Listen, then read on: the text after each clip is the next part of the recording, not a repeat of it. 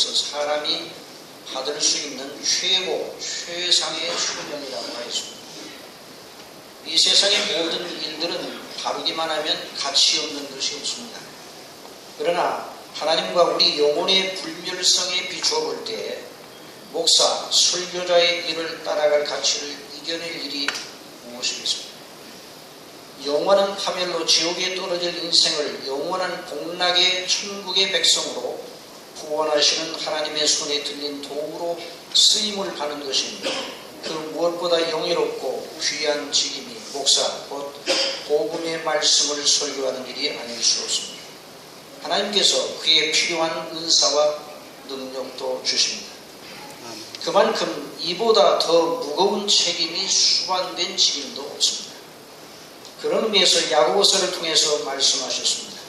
내 형제들아, 너희는 선생된 우리가 더 큰 심판을 받을 줄을 알고 많이 선생이 되지 말라.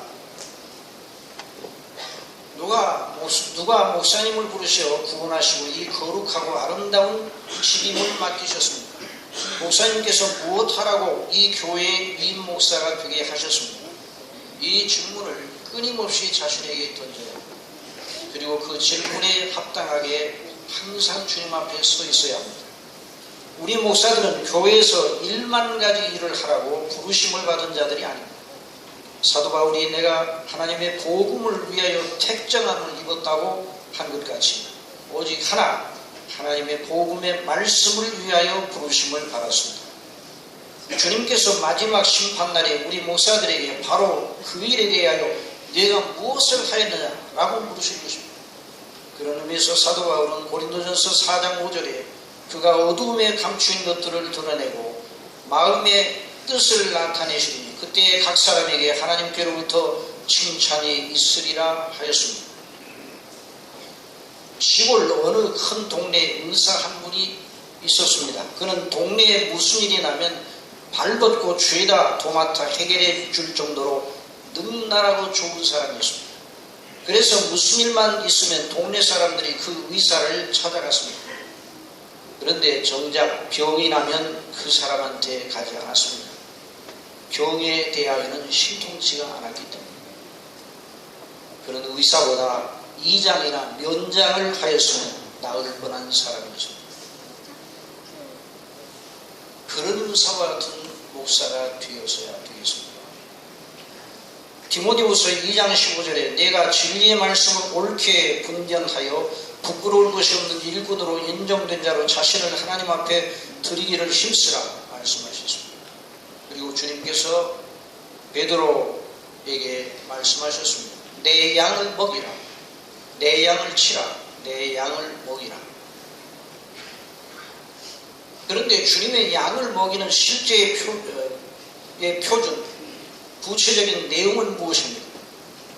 그 본을 어디에서 찾아야 합니까? 사도들에게서 찾아야 합니다. 하나님의 성령께서 그리하게 하셨습니다. 사도 바울은 고린도전서 1장에서 이렇게 말씀하였습니다. 내가 너희 중에서 예수 그리스도와 그의 십자가에 못 박히신 것 외에는 아무것도 알지 아니하기로 작정하였습니다. 그 속에 바로 그리스도와 그 십자가에 못 박히심의 이 놀라운 진리 속에 목사가 항상 살아있고 회중도 항상 살아있는, 교회가 항상 살아있게 하는 하나님의 성령님의 놀라운 역사, 하나님의 풍성한 영의 양식이 있는 줄 믿습니다. 어느 시대나 그러했지만 현대 교회 안에도 광야에서 모세를 대적하던 사람들과 같은 그런 사람들이 있기 마련입니다. 만나는 맛이 없다. 마늘과 부추가 생각나고 애굽의 고기가마 곁에서 먹던 일이 생각난다고 하면서 다른 것을 주탁하던 사람들처럼 설교자들을 압박하는 이들이 회중마다 있기 마련입니다. 더 이상 예수님과 그 십자가에 못 박히심을 말하지 말라. 그런 것들은 이미 다 우리가 들어 알고 있으니 더 말하면 지루하니 다른 것들을 전해달라고 요구하는 이들이 분명히 있을 것입니다. 그러더라도 사도 바울처럼 하시기 바랍니다. 내가 너희 중에서 예수 그리스도와 그의 십자가에 못 박히신 것 외에는 아무것도 알지 아니하기로 작정하였습니다. 그리고 사도 바울은 같은 문맥 속에서 이렇게 말하였습니다. 내가 너희 가운데 거할 때 약하며 두려워하며 심히 떨었노라. 사도 바울은 사람을 두려워한 적이 없는 사람입니다. 그는 지임의 막중함과 그에 비하여 자신의 초라함과 연약을 항상 깊이 인식하고 있었다는 말입니다. 물론 그는 능력과 은사와 지식에 있어서 타의 추종을 불허하는 사람이었습니다. 당시 유행하던 수사술로 사람들을 설득하는 기술을 발휘할 수도 있었습니다. 그러나 그는 그렇게 함으로 사람들로 진정한 믿음을 갖게 할 수 없다는 것을 너무나 잘 알고 있었습니다. 그래서 사도 바울은 내 말과 내 전도함이 지혜에 권하는 말로 하지 아니하고 다만 성령의 나타남과 능력으로 하여 너희 믿음이 사람의 지혜에 있지 아니하고 다만 하나님의 능력에 있게 하려 하였노라고 하였습니다. 목사님, 한 교회를 이렇게 섬기다 보면 세월을 지나다 보면 익숙해집니다. 이것이 가장 무서운 함정입니다. 처음에 가졌던 초심을 잃어버리고 자신의 나약과 부족과 소명의 막중함 때문에 오는 그 두려움을 생각지 아니하는 함정에 빠질 수가 있습니다.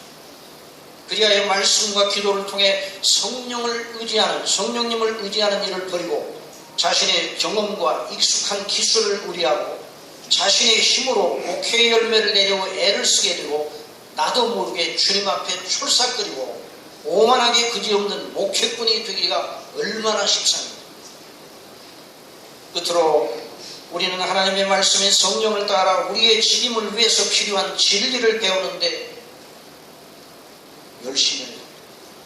교회사에 빛나는 출중한 목회자들의 목회를 주목하고 그들의 책들을 공부하고 우리 시대 속에서 목회에 신실한 열매가 있는 선배 목회자들의 목회관을 주목하시고 배우시기 바랍니다.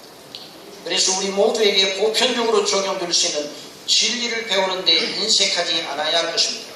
그래서 부족을 채우고 자신의 목회의 열매를 극대화할 수 있는 지혜와 열심을 늘 구해야 할 것입니다.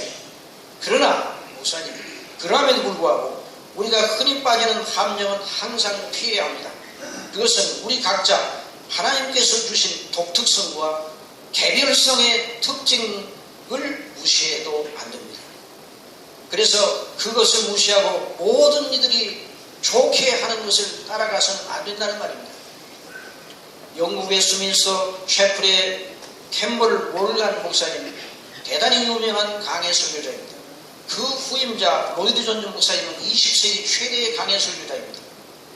그런데 이 두 설교자들, 대단한 설교자들인데 그 두 설교자들을 겪어봤던 회중들 중에 어떤 사람이 이런 질문을 했습니다.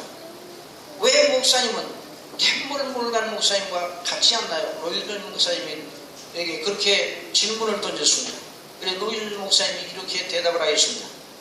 캠벌 몰간 목사님은 정말 위대한 목회자이고 참으로 놀라운 설교자셨습니다.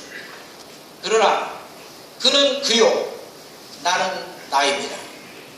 하나님께서 목사님의 목회를 통해서 나타내시고 이루실 그 큰 뜻과 영광에 늘 충실하시기를 바랍니다. 그에 필요한 은혜를 반드시 주실 것입니다.